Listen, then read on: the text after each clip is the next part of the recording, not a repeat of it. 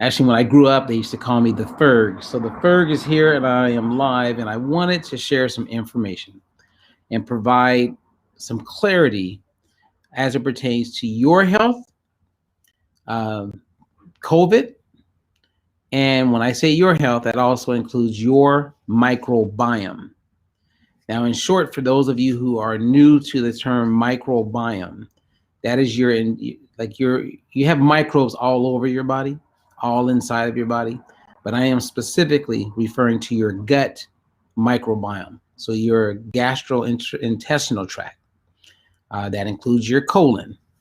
It's very important to know that your microbiome, okay, which is what I'm preaching and trying to get my clients and get people to understand, it's the now and it's the future when it pertains to health.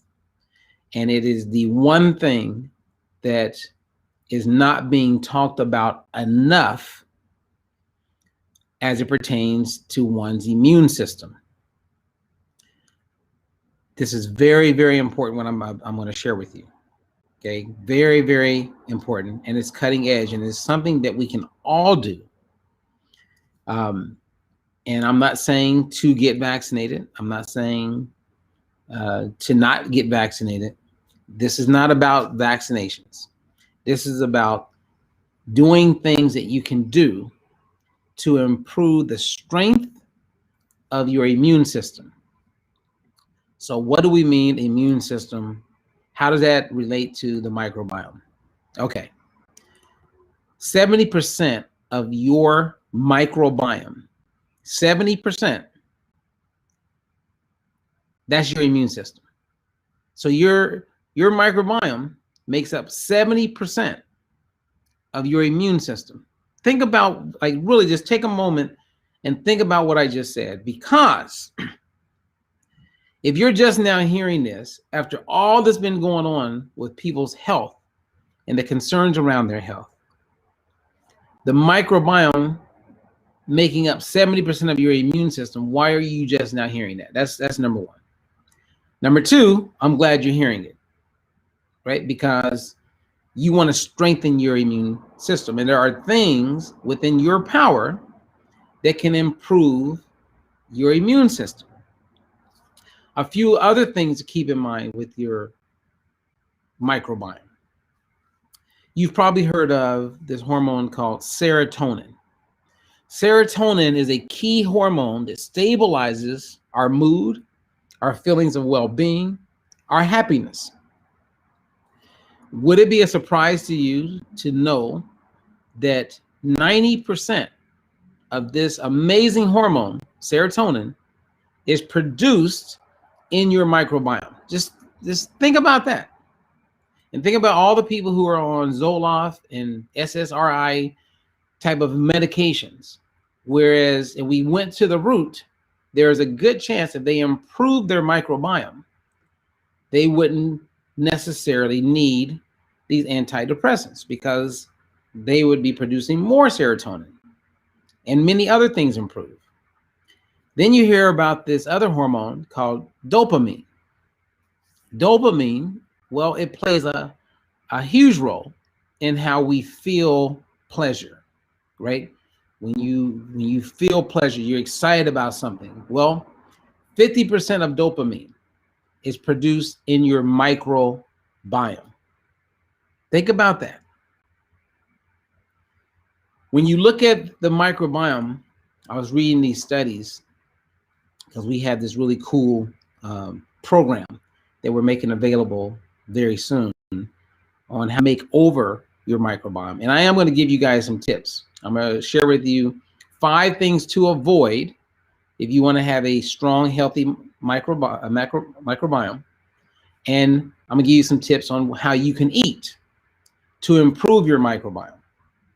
And then I may even touch a little bit on the study that Dr. Sabine has published as it relates to, our immune system, COVID, all of that. But first, I wanted to kind of share with you this cool study about the microbiome and our metabolism. And I find this very intriguing. The same as I found it extremely intriguing that our microbiome contains 500 million nerves. Okay, that's 5 times more nerve than your spinal cord. Think about that. There's over what, 30 neurotransmitters in your microbiome? This is crazy. And the study I'm going to share with you, this was like really crazy, because when the study, they took what they call germ-free mice. And a germ-free mouse is born right in the lab where it's never been exposed to any viruses, right? And it doesn't have a microbiome.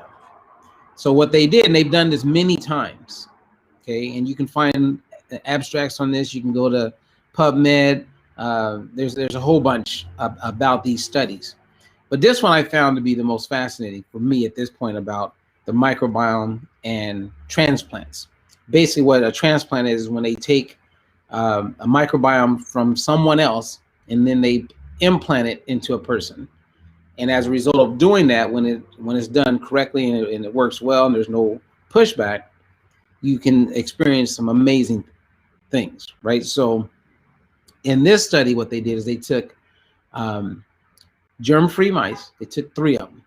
They had 3 human beings. Keywords, human beings. They had an underweight person. They had a person at normal weight, and they had an obese person who was insulin resistant. These 3 mice were all the same size without a microbiome. And they fed these mice the same calories, the same macronutrient profile, same amount of protein, same amount of carbs, same amount of fat. But they took the microbiome from the underweight human being and they planted it inside of one mouse. They took the microbiome of the normal weight human being, planted that inside of another mouse.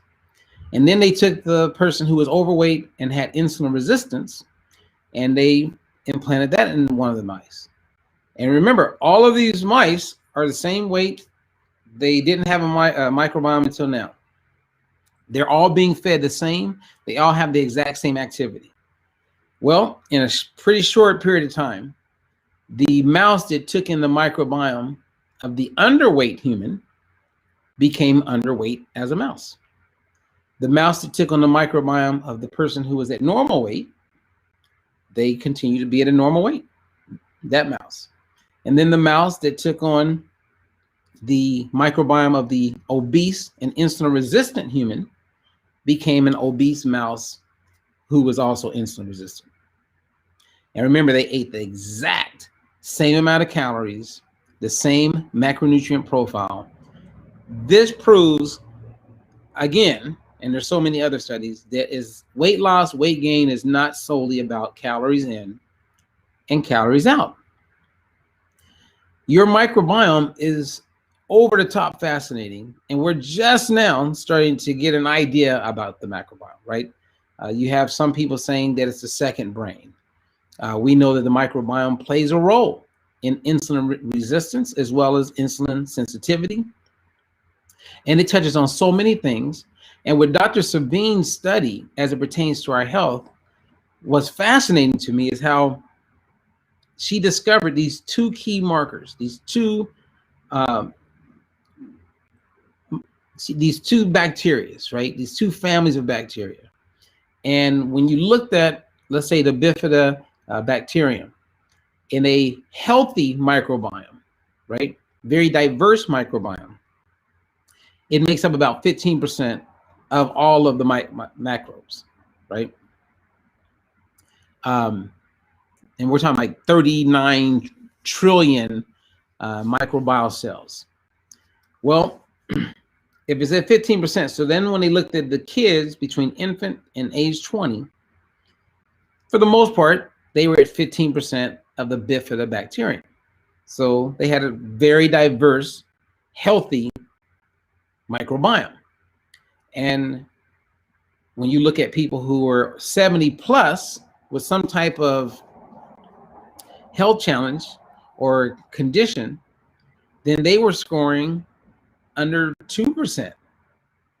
People who have gone through chemo, people who have died, when people who have taken a lot of antibiotics, people who take in a lot of laxatives, when they look at these markers, they were like at 0.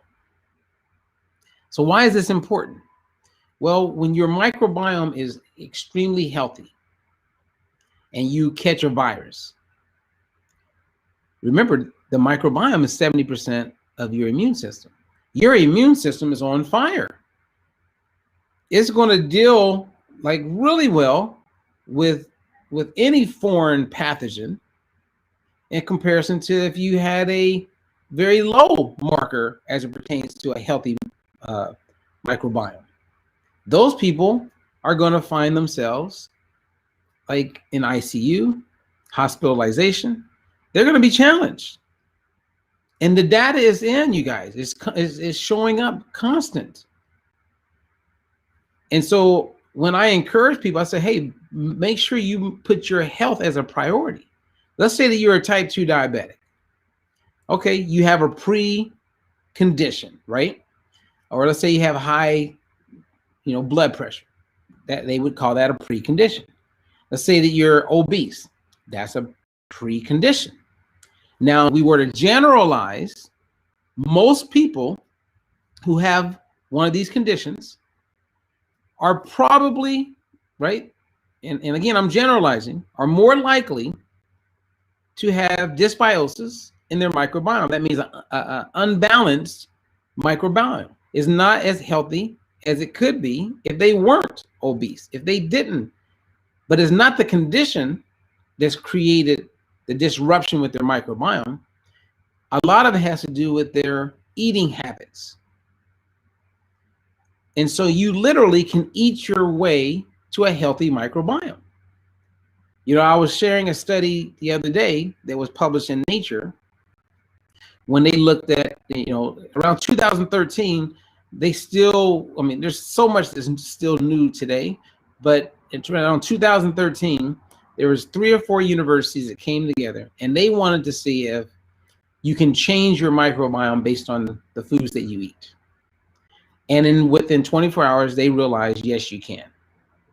And they were very clear on how to improve and have a healthy microbiome compared to eating in a way that will create an unhealthy microbiome. And so it's been clear for a long time. It just blows my mind how more people aren't talking about it. And I get the fact that it's still very new to a lot of people, but it's not new to a growing field around the world. They're studying the microbiome. So many different scientists are studying the microbiome, and they're learning things daily. So what can I share with you that can help you make sure that, or do the things that are possibly going to ensure that your microbiome is as healthy as possible? And I swear to you, in my observation with many clients I'm working with, many of them have conditions, and when I say, I'm talking about health conditions, but because of the way they've been eating, the ones who got COVID, I've watched them roll through it. Many, we don't know if they ever had COVID. They could have been asymptomatic, but I believe that it's the way they've been eating that has put them in a position to have a strong immune system. And as they nurture and get their microbiome in a healthier place, we notice that weight loss become they are more efficient with losing weight. And we start to see insulin resistance improve, all of these things. So before I share with you some of the key things that you can do to improve the health of your microbiome, let's go over 5 things that you don't want to do, because we know that they create havoc on your microbiome, meaning your microbiome is not going to be as healthy if you are doing these 5 things. All right. So number 1, if you eat or follow a nutrition plan that's very high in fat, then that can disrupt your microbiome. Okay. Oh yeah, and just so you know, like if anyone's catching this, it's audio today. This is not a video post, it's just audio. So my picture should show up. You know, if anybody's catching this and you see my photo, just let me know that you see my photo. Let's see here. So a lot of fat can create havoc on your microbiome. So deep fried foods, that's not going to help your microbiome. Drinking a lot of alcohol. So people who are drinking alcohol, that's going to create disrupted microbiome. And again, you can't see these things, right? And there are ways where you can go and get tested. I mean, it's going to cost you about $700-800, probably a little more, a little less.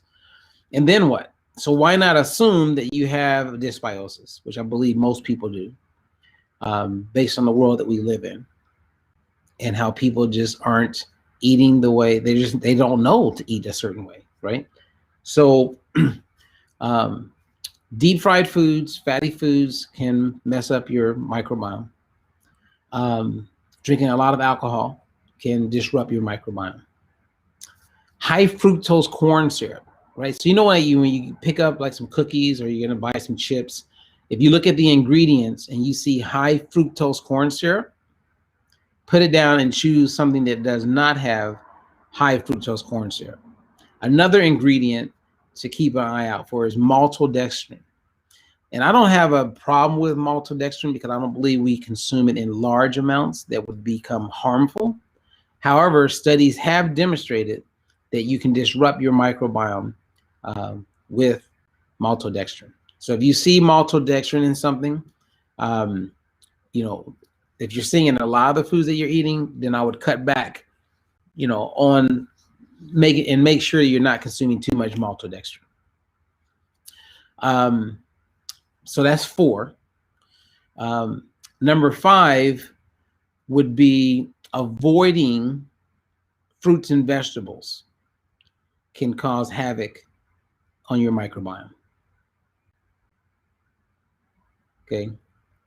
Now, someone asked a question about healthy fats. What about healthy fats? Well, fats are fine, but I do believe we live in a world where we're adding fat to stuff when we didn't need to add fat. So my keyword and recommendation is always, you know, add fat sparingly if you're going to add it. And just because it's considered healthy fat doesn't mean that we want to just keep adding fat. Now, I'm talking about like the oils, the seed oils that people are using when they cook food. I'm not referring to avocado because that's a food, right? That's a fruit, and it's just rich in fat. And I'm talking primarily like saturated fats. It's not many foods now that have trans fats in it, but I always keep an eye out for trans fats. So then what can we do? Okay, if you wrote down, if we did a quiz, and in that quiz, I just asked everybody to write down what to eat or what to consume that would help you become healthier. You would probably write down all the things that are going to actually help your microbiome, right? Like drinking an adequate amount of water. That actually helps your microbiome. Eating a lot of fruits and vegetables. That is 1000% how you improve the health of your microbiome. You know, one of my dear friends has a friend who I met a couple of times, who got COVID and died. And this person was very fit on the outside, very fit, like, you know, low body fat, you know, worked out, did CrossFit all the time. And she ate very, very what I would like call clean. She was paleo, little keto. So she was all, you know, she didn't eat a lot of processed foods. And she ate a lot of meat and fat. And she didn't eat a lot of fruits and vegetables. Now on the outside, she looked really fit. But when she got COVID, unfortunately, she didn't make it. And I would bet money that she has dysbiosis. She had it because one of the signs that you will have a unbalanced microbiome is when you don't eat a variety of fruits and vegetables, because you're not getting the dietary fiber from a food that is, still has its the integrity of its structure. Because if you're eating fiber, there's people who will say, "Oh, I eat a lot of fiber," and it's almost always like processed foods where fiber's been added. Well, I can show you data and science research that when fiber is added to a food, you don't get the same response inside of the body compared to fiber that's already part of the food. It's part of the whole of what it is. It's kind of like when I give the example of looking at the insulin response of apple juice, which comes from an apple, and looking at the insulin response of an apple. The insulin response from an apple, a whole apple, is really low, and the apple juice is really high. Now it's the same amount of carbs, but when that apple gets disrupted and processed to becoming a liquid, and it goes into your microbiome, it creates a greater insulin response. And we've known about this since 1960, you guys.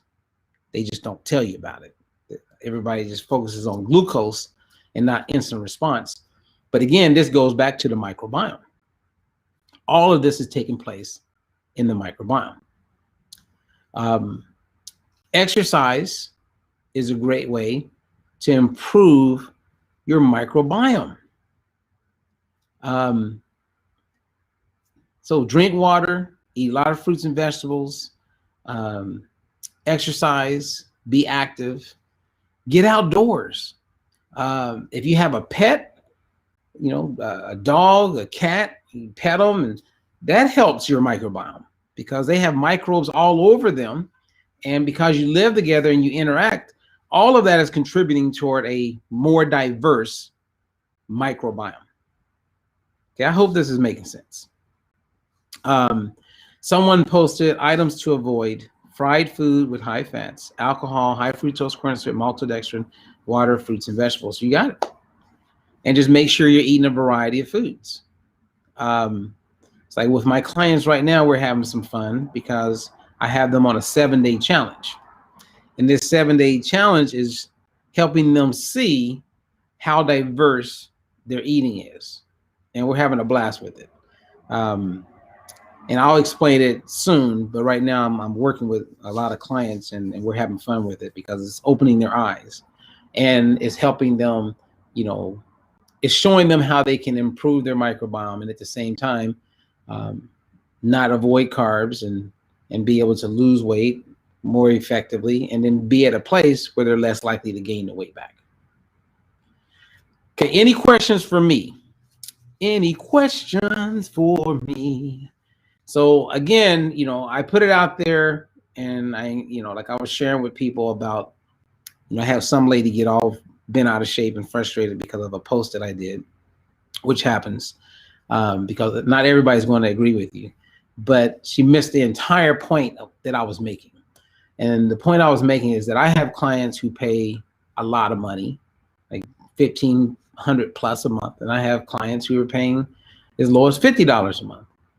And, and then you have in between, right? Depending on the program. And I get it. Times are tough. $50 a month could be a lot to a person. Okay. I totally get that.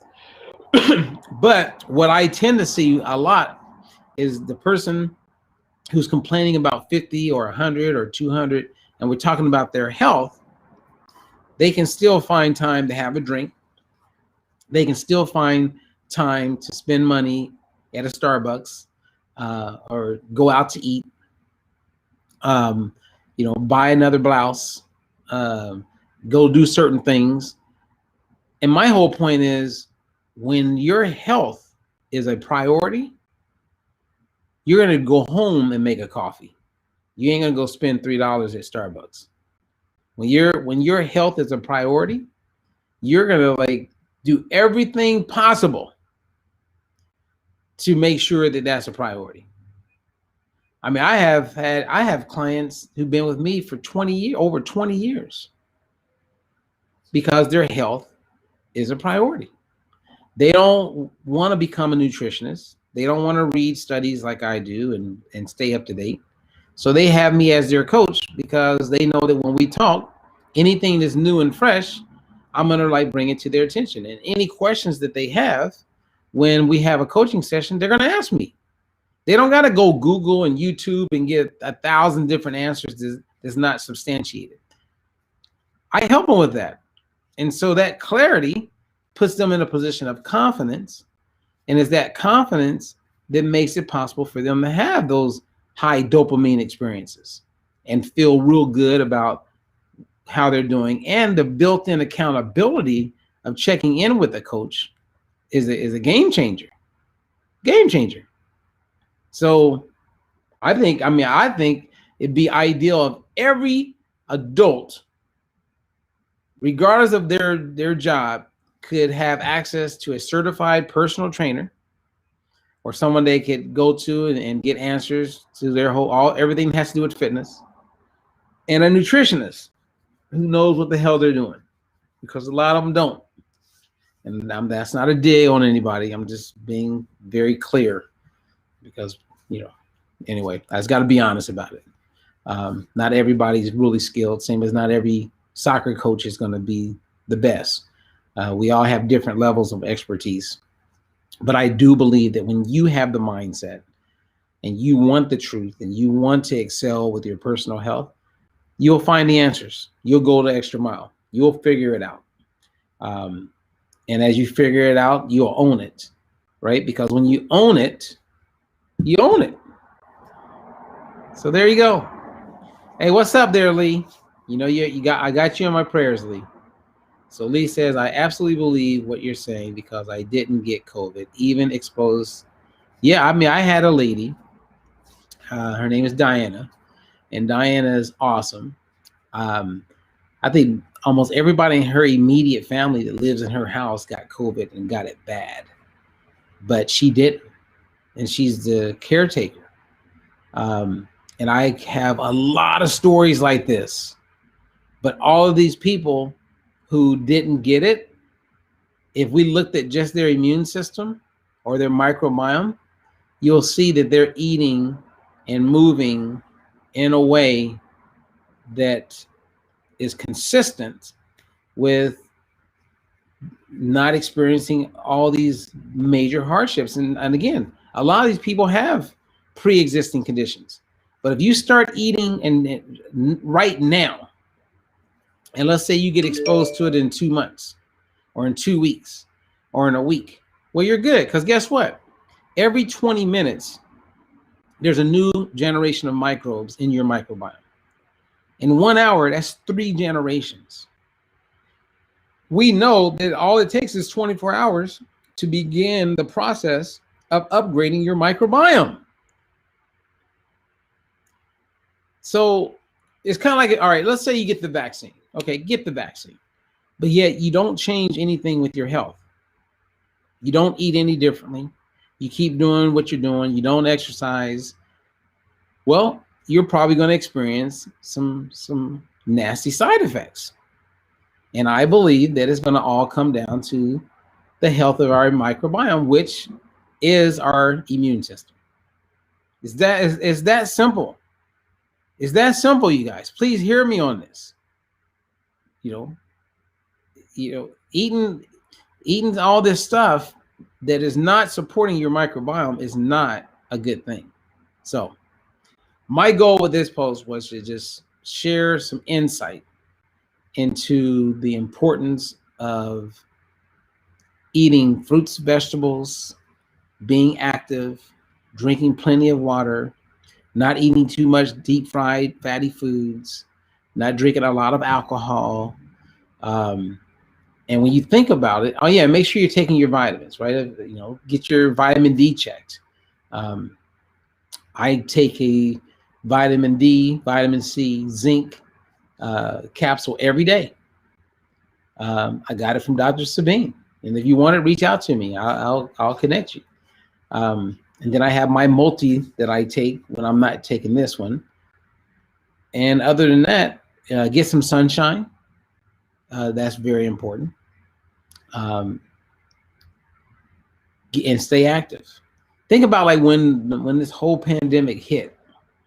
When it hit, all the things that I just mentioned and encouraged weren't even part of the deal, right? Because you're not outside, we're locked in. We're now ordering Grubhub, we're ordering food out, but eating it in. More, processed foods, cookies, cakes, pies, candy, chips were consumed during the pandemic than before the pandemic. People were locked inside. They weren't getting fresh air. They weren't drinking as much water. Alcohol went up. There was abuse that went up inside of homes. Domestic violence was all-time high. And a lot of those things are still going on right now. And if it is, I just want to encourage you to stop, breathe, and let's bring it back. Let's bring it back. And let's start taking care of ourselves. Okay? So I'm going to share with you one of my favorite quotes as I say goodbye. And thank you for those who are able to kind of stay with me on this and let me just share some insight. Okay, so this person, this is one of my favorite quotes. He said, "It's time for us as a people to start making some changes. Let's change the way we eat. Let's change the way we live. And let's change the way we treat each other." That was said by Tupac Shakur. Rest in peace. One of my favorite all-time rappers forever. He was saying this then, he's saying it now. And if you go back 2,000 years before that, there's a man named Hippocrates said, "Let thy food be thy medicine, and thy medicine be thy food." And he was also quoted for saying, "All disease." Think about this, 2,000 years ago, a guy that we talk about, every doctor who becomes a doctor, they all learn about him because the Hippocratic Oath comes from him. It's symbolic to Hippocrates. And he said 2,000 plus years ago, all disease begins in the gut. Modifying that for today, all disease begins in the microbiome. Hey, I know it's new, but that doesn't mean it's new because it ain't. He was talking about this 2,000 years ago. So put yourself in a healthier situation, you guys. Eat your fruits and vegetables. If you need help, reach out. Myself, I have other coaches that work directly with me, and we would love to be of assistance and help you, not just look better on the outside, but 100% get you healthier on the inside. All right. So until the next one, I'm Robert Ferguson.